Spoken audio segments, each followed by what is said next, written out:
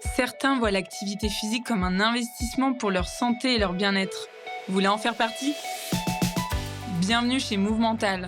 Je m'appelle Magali Dubois et je m'adresse particulièrement aux non-sportifs et à tous ceux qui aimeraient enfin réussir à adopter un mode de vie actif dans la durée. C'est en vous partageant des connaissances, des expériences et des points de vue différents que j'ai l'intention de vous aider à bâtir l'état d'esprit et la motivation nécessaires pour le faire. Alors j'espère que ça vous aidera et que vous aurez envie d'en parler autour de vous.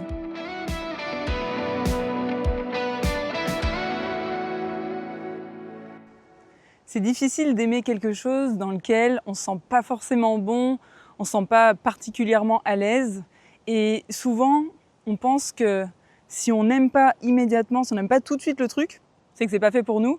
Et là, je pense à toutes les personnes qui pensent qui n'aiment pas le sport et qui se disent que si elles prennent pas du plaisir immédiatement dans la pratique dès qu'elles essayent, eh bien, c'est que c'est pas fait pour elles. Et si c'était pas tout à fait comme ça que ça fonctionnait et que le plaisir n'était pas le point de départ, mais plutôt une conséquence de l'apprentissage. Et en réalité, j'ai envie de soulever quelque chose dans ce nouvel épisode, un élément et un ingrédient qui va justement déterminer en partie à quel point on va aimer quelque chose ou pas. Il s'agit du sentiment de compétence, à quel point je me sens, on va dire, bon ou compétent dans quelque chose, va justement m'aider certainement à aimer davantage l'activité en question. Je pense à un truc tout bête, et certainement que plein de personnes ont déjà vécu ça, avec la conduite. Quand on apprend à conduire, franchement, on ne peut pas être bon direct si on n'a jamais touché un volant et des pédales. Et il y a beaucoup de choses à penser. Ça demande quand même pas mal de compétences, de coordination, de lecture de la route, etc. Et moi, je me rappelle qu'au début, je m'étais dit « Waouh, mais j'arriverai jamais à conduire, en fait, ce sera jamais fait pour moi » parce que je voyais que je galérais, que c'était difficile et je prenais pas du tout de plaisir. Au contraire, j'étais super stressée au volant. Et en fait, maintenant, donc ça fait longtemps que j'ai eu mon permis, depuis j'ai parcouru des tonnes de kilomètres et maintenant, j'adore conduire. Alors pour certaines personnes, ça sera peut-être pas le cas, c'est pas non plus une passion, mais j'aime particulièrement conduire. Et ça, c'est venu parce que petit à petit, je me suis sentie bien plus à l'aise dans la conduite. Il y a plein d'autres exemples. Si demain, tu te mets à prendre des cours de piano, donc tu vas commencer, tu vas galérer, tu vas pas réussir à aligner 2 notes, je suis pas sûre qu'à ce moment, tu prennes un plaisir incroyable. Je pense certainement que le plaisir, et c'est même pas je pense, c'est du vécu, on a tous déjà vécu ça, en devenant meilleur, en progressant, là on commence à prendre de plus en plus de plaisir, ça devient de plus en plus agréable et c'est comme ça qu'on apprend aussi à aimer faire l'activité en question. Tout comme dernier exemple, l'apprentissage d'une langue, au début c'est super dur, pareil on se sent pas forcément bon. Et petit à petit, on arrive à dire des mots, on arrive à faire une phrase, on arrive à écouter, comprendre, à tenir une conversation. Et là, on peut s'épanouir dans la pratique de la langue en question parce que justement, on se sent de plus en plus à l'aise. Donc c'est vraiment le lien direct que j'ai envie de faire entre à quel point je suis à l'aise et à quel point je suis à l'aise va conditionner en partie à quel point je vais aimer l'activité en elle-même.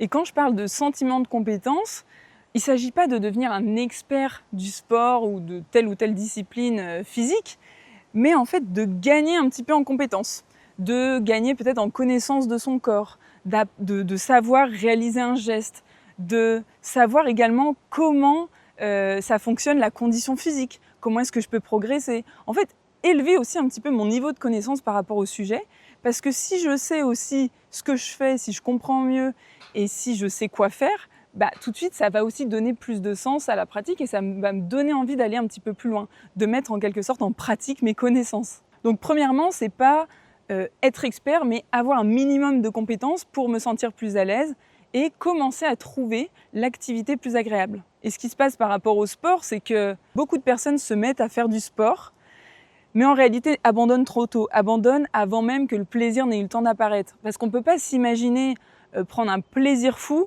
dans quelque chose dans lequel on a énormément de choses à apprendre et pour l'instant on gère rien du tout. Non, il y a besoin justement d'entraînement, de répétition et il y a toute une phase un peu de construction qui nécessite justement, et c'est pour ça qu'on dit souvent que se remettre au sport ou se mettre tout court au sport, le début c'est difficile et après ça devient de plus en plus facile. C'est un peu la même chose, au début oui c'est difficile, mais du coup on n'est pas encore hyper à l'aise donc pas trop de plaisir. Puis petit à petit, on commence à être de plus en plus à l'aise, on n'a pas besoin de se concentrer sur tout, parce qu'il y a des choses qui deviennent plus ancrées, plus automatiques, plus acquises. Et ensuite, on va pouvoir davantage prendre du plaisir et se concentrer sur ces sensations que peut procurer la pratique. Mais beaucoup de personnes, en fait, abandonnent trop tôt. C'est-à-dire qu'elles ne passent pas cette phase-là, donc le plaisir n'a pas le temps d'apparaître. Alors que si on se lance et qu'on sait que le plaisir ne va pas venir tout de suite, mais qu'il va venir progressivement, on va pouvoir passer cette étape et ensuite toucher au plaisir et certainement avoir plus de chances de continuer à pratiquer dans le temps. Il faut vraiment considérer que le plaisir, c'est le prix de l'apprentissage et qu'il y a besoin d'apprendre avant de ressentir du plaisir. Alors, encore une fois, il ne faut pas prendre tout au pied de la lettre ce que je suis en train de dire. On peut déjà ressentir un peu de plaisir parce qu'on fait l'activité avec une amie, parce qu'on a mis de beaux vêtements ou des vêtements dans lesquels on se sent bien. Il y a plein de choses qui peuvent jouer sur la notion de plaisir. Mais si on se sent toujours, entre guillemets, nul, on aura vraiment du mal à mettre le sport dans notre cœur et à lui faire plus de place. Donc, l'idée, c'est de faire attention au raccourci qui est absence de plaisir, donc c'est pas fait pour moi, mais plutôt de se dire, ok, pour ressentir du plaisir, j'ai besoin de passer par des étapes, et une fois que j'aurai franchi ces étapes, je pourrai peut-être commencer à avoir du plaisir, aimer et à vivre l'activité avec justement plus de confort et le côté un petit peu plus agréable. Et je voulais aussi aborder quelque chose d'important. Quand on n'est pas forcément sportif et qu'on voit des gens sportifs se mettre à une nouvelle discipline, on a tous un exemple en tête où on se dit ouais, non, mais de toute façon, celle-ci, peu importe quelle activité, elle est toujours à l'aise, elle y arrivera forcément, etc. Et en fait, on a cette sensation que pour être sportif, il faut être doué, c'est-à-dire être fait pour le sport, en quelque sorte. Comme si c'était... il y a toute une partie de la population qui naît et qui est fait pour le sport et toute une partie de la population qui naît en n'étant pas fait pour le sport. Or, c'est pas réellement ça, ça se construit. Et toutes les personnes sportives que vous avez autour de vous, quand elles démarrent une nouvelle activité, eh bien, elle ne démarre pas de zéro, en fait. Elle démarre avec un sac à dos qui est déjà rempli d'expériences, de compétences, de connaissances qui vont ensuite être transférées dans les nouvelles disciplines dans lesquelles vers lesquelles elles vont se tourner. Par exemple, ça va être donc une meilleure connaissance de soi, ça va être mieux gérer ses efforts physiques, savoir comment les gérer, ça va être avoir une bonne coordination entre le souffle et le mouvement, savoir coordonner son corps aussi dans l'espace. Ça va être aussi comprendre comment faire pour gagner peut-être plus rapidement en cardio, en souffle. Ça va être aussi savoir comment gérer l'effort ou gérer la récupération, gérer l'intensité de ma pratique pour derrière pouvoir continuer. Donc il y a aussi la notion de progressivité. Elles savent aussi gérer peut-être certains échecs, certaines réussites différemment. Il y a aussi le fait d'être habitué à apprendre des choses. Il y a plein de choses en fait qui rentrent en compte et qu'on embarque avec nous quand on est déjà sportif dans une nouvelle activité. Moi, je pense à un truc, par exemple la natation. Je suis pas du tout un poisson dans l'eau à la base. L'eau, c'est pas spécialement mon truc, je suis pas fan. C'est pas le truc qui m'attirerait au premier abord. Et même, il y a des années, je pouvais même dire que j'aimais pas du tout la natation. Ça se trouve, j'utilisais même le mot « je déteste ça ». Il y a de grandes chances. Mais quand j'y réfléchis, c'était une activité dans laquelle je n'étais absolument pas à l'aise. Aujourd'hui, je commence à être de plus en plus à l'aise et je me dis même que si je me mets à la natation, eh bien, je vais certainement progresser beaucoup plus vite et du coup pouvoir trouver du plaisir parce qu'il y a de grandes chances qu'en me sentant bonne et compétente, eh bien, j'éprouve plus de plaisir en pratiquant. Mais surtout, ce qui se passe, c'est quand on se sent bon, compétent, eh bien, en quelque sorte, ça vient booster notre ego, ça vient nous valoriser intérieurement, ça nous fait du bien. Et c'est cette sensation-là de satisfaction, de fierté aussi personnelle qui va nous donner envie de continuer dans quelque chose d'agréable. En fait, en tant qu'humain, on est bien fait, c'est-à-dire que tout ce qui est désagréable, on va avoir tendance à pas y aller. Parce que justement, si c'est désagréable, c'est que il y a peut-être une alerte à avoir. Le cerveau, il se dit ok, vas-y passe, c'est désagréable. Le cerveau, il a envie de nous emmener dans quelque chose de confortable, dans quelque chose de plaisant. Or, parfois, c'est un petit peu à double tranchant, parce qu'on va peut-être pas oser aller dans un effort peut-être un petit peu plus difficile que d'habitude. Et le problème avec ça, c'est qu'on va pas forcément progresser et gagner en conditions physiques. Et le jour où on a besoin de cette condition physique pour X ou Y truc, on n'est pas prêt, le corps n'est pas prêt. Donc parfois, c'est pas parce que le cerveau nous dit « n'y va pas, c'est désagréable » qu'il faut pas y aller. On peut apprendre à passer ce truc de désagréable, en faire une expérience qui devient agréable et ensuite y prendre du plaisir. Et comme le cerveau est attiré en quelque sorte par ce qui est agréable, bien derrière on va avoir envie d'y retourner parce que c'est quelque chose qui me fait du bien. Mais donc si je reviens un petit peu en arrière, pour en arriver là, eh bien pour aimer quelque chose, j'ai quand même besoin de me sentir un minimum bon dedans, d'avoir quelques compétences, me sentir un minimum à l'aise. Si je me sens à l'aise, l'expérience que je suis en train de vivre, elle est plus agréable. Si elle est plus agréable, je vais avoir envie d'y retourner et de refaire et d'aller un petit peu plus loin pour ressentir de nouveau ces sensations plaisantes et agréables. Et attention, parce que quand je parle de agréable, je ne parle pas de confortable, dans le sens où on peut très bien prendre du plaisir. Alors ça ne vient pas tout de suite, souvent il faut déjà avoir avancé dans la pratique sportive pour ressentir du plaisir, même quand c'est inconfortable. Vous avez sûrement des personnes dans votre entourage qui vous disent « moi j'adore quand ça fait mal ». Par exemple, moi je sais que quand je cours et que je suis dans une montée et que c'est très difficile, alors il y a une partie de moi qui va ressentir un inconfort et il y a une partie de moi qui va ressentir quelque chose d'agréable. Parce que c'est toute la représentation et toute l'histoire que je me fais autour de ces sensations qui va justement m'aider à vivre positivement la situation qui au premier abord est inconfortable. C'est-à-dire je suis super essoufflée, je peux avoir les jambes qui brûlent. Pour n'importe quelle personne, au premier abord, c'est des sensations qui sont désagréables. Mais petit à petit, je vais les vivre autrement et éprouver du plaisir là-dedans. Et maintenant, vous allez me dire, mais comment on fait pour gagner en compétences ?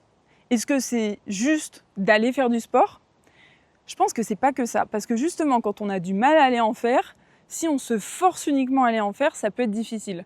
Par contre, il y a plein de choses qui vont faire que notre cerveau va se câbler pour le sport et pour gagner justement en niveau de conscience et de compétences. Il y a le fait, et de connaissances. Il y a le fait, par exemple, de se renseigner, de lire des choses sur le sujet, d'écouter des épisodes de podcast. Par exemple, le podcast Movemental, moi je vous conseille de baigner un petit peu dedans pour que votre cerveau, progressivement, il s'ouvre et il laisse plus de place à la pratique sportive. Il y a aussi le fait d'avoir des conversations avec des personnes qui sont peut-être déjà actives ou des personnes qui sont en train de s'y mettre et qui ont envie d'échanger sur le sujet. Il y a aussi le fait peut-être de regarder des personnes pratiquer. En fait, il y a plein de choses. À partir du moment où vous allez nourrir votre cerveau autour de l'activité physique. Dans la vie, quand on aime quelque chose, progressivement, on lui fait un petit peu plus de place. Ou on y accorde quelque chose, que ce soit de l'attention, que ce soit du temps, que ce soit un quelconque investissement financier. Bref, quand il y a quelque chose qui commence à compter, on fait ça. Mais tant que ça ne compte pas encore pour nous, ça n'empêche pas d'aller justement commencer à y accorder un petit peu plus d'intérêt, un petit peu plus de temps. Et petit à petit, tiens, j'ai appris ça, j'aimerais bien le tester.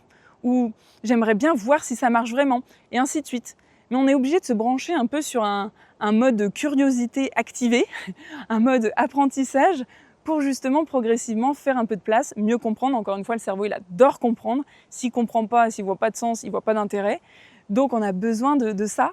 Ça ne va pas créer entièrement la motivation, mais ça va contribuer à un état d'esprit plus favorable à l'activité physique. Donc en conclusion, dans cet épisode, si aujourd'hui vous n'aimez pas le sport, posez-vous déjà la question, ok, à quel point je me sens à l'aise là-dedans ? Et si la réponse est ouais, je suis pas très à l'aise quand je fais du sport, justement, je me sens un peu pâteau, je me sens un peu gauche, etc. Ça peut être autre chose, d'autres sensations, mais en tout cas, si vous ne vous sentez pas particulièrement à l'aise ou pas particulièrement bon ou bonne ou compétent, eh bien, sachez que c'est une nouvelle piste que vous allez pouvoir creuser. Parce que je suis persuadée qu'en élevant un peu ce niveau-là de compétences, de connaissances et petit à petit de se sentir plus à l'aise, vous allez justement aimer davantage parce que votre cerveau va reconnaître ça comme quelque chose d'agréable pour vous. Maintenant, vous savez sur quoi vous pouvez jouer. Continuez d'écouter les épisodes de podcast. Si vous voulez voir un peu où vous en êtes par rapport à votre situation, mieux comprendre aussi ce qui bloque au-delà de ça, n'hésitez pas à remplir le petit test qui est directement dans la description de l'épisode pour voir justement où vous en êtes vis-à-vis du sport. Et ensuite, si vous avez envie d'aller plus loin, n'hésitez pas justement à me contacter pour qu'on puisse discuter plus particulièrement de votre situation et que je puisse vous aider aussi à voir qu'est-ce qui fait que c'est compliqué pour vous et qu'est-ce qui pourrait vous aider à avancer. Si en tout cas le mental ça vous intéresse, je pense que c'est une belle piste pour vous, surtout si ça fait longtemps que vous galérez avec le sport et que ça vous pèse au fond de vous-même. Voilà, je vous souhaite une très belle journée, je vous retrouve tout bientôt pour un prochain épisode. Ciao!